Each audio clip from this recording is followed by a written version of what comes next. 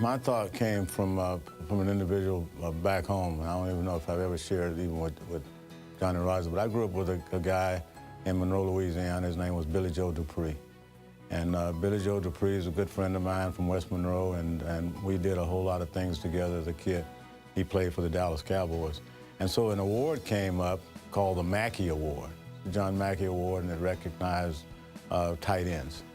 And that whole situation popped in, and Billy and I just happened to be at a reunion situation to where we was exchanging some words on it. What happened was that we talked a little bit about the fact that the older guys who were not around now, or who was tight ends and great tight ends before the award came, were people that would never get mentioned, would never get talked about. And as a result of that, I just felt like it was just kind of an unfair deal. And so as Johnny mentioned to me that he was going to get together and create a return specialist award, my first thoughts immediately went back to those tight ends that was left out of that Mackey Award because they were played too soon or was not around when the award started.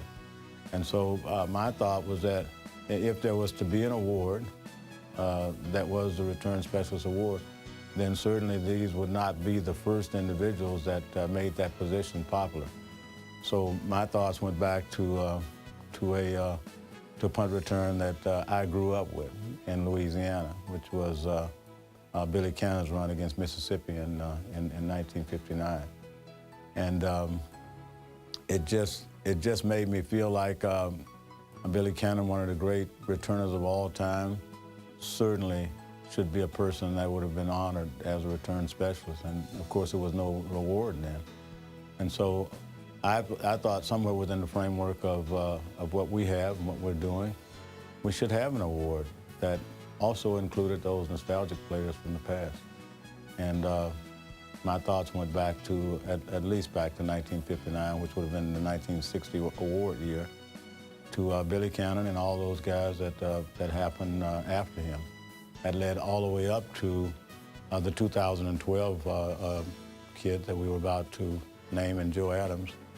It led all the way up to that person. And so when I mentioned this to Johnny, I mean, it really kind of connected with what he was always already thinking. And as a result of that, we had an award that was very unique, that really placed responsibility on awarding the people of today, but also respecting those individuals from the past, and including Johnny, by the way.